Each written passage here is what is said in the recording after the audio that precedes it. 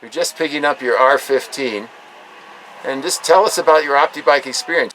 Yeah, the purpose for the upgrade, of course, is to climb the mountains in the Rockies, and that's what does the trick for me, is being able to get up the hill. I'm 72 years old, and this has made me feel like 50.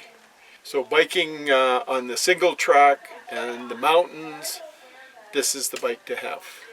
In the 1 year that I owned the bike, I had started losing weight, but had hit a plateau.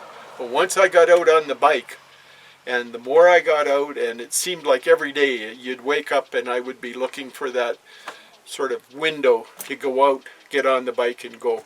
And I've lost 30 pounds. So it was a big step to buy the R8 when you first bought it. What made you be able to make that decision and spend all that money? What I did was I tested bikes, rented them, and tested quite a few different bikes to determine what I wanted to do. Like, I like to have the distance.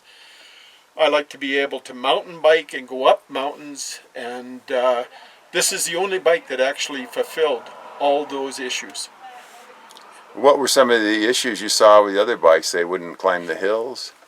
They wouldn't climb the hills. It would be like pedaling. A lot of people know of Nelson or Banff. And Banff up in Canada, there's lots of mountains to climb there. And the problem is that with the other bikes, you just don't have the power to get up the hill, up the mountain. You're now pedaling as hard as, or even harder than you would in a normal bike. You just couldn't do it.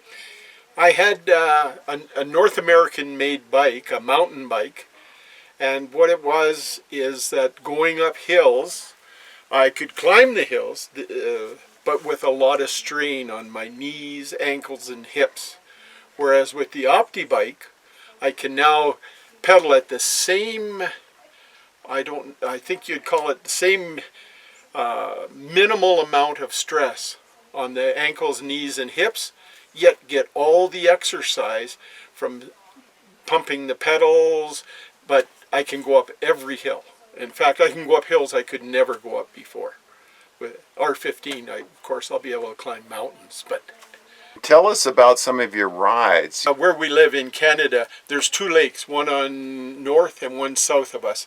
The one north of us, I can loop the lakes, and it's mainly on paved area and on a roadway. However, the one below us, I can loop the whole lake. And that one is single track off-road up and down the mountain on the one side, and when I come back a highway on the side. Bike is extremely stable. You can ride the edge of the road, you can ride even the gravel part without any problem whatsoever. It's unbelievable. And the one single track, like there's up, there's down, there's climbing mountains, it's unbelievable too. How about, what's the longest ride you've done? The longest on a single battery is 104 kilometers. And so that would be 60 miles. So 104 kilometers, and that was mainly highway, that one. Mm-hmm. On that. So what would you do if someone tried to take your Optibike away and say you couldn't have one anymore?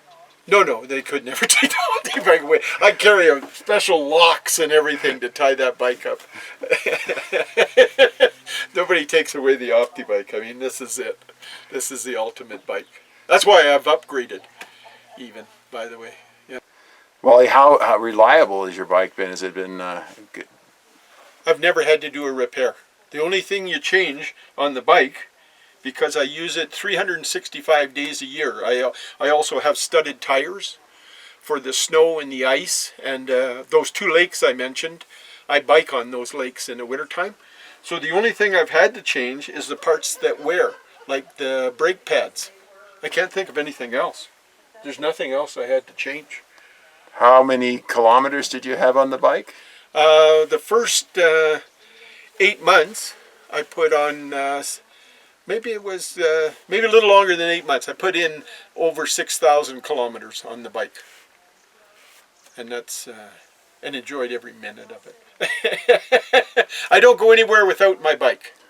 I take it everywhere. That's all there is to it.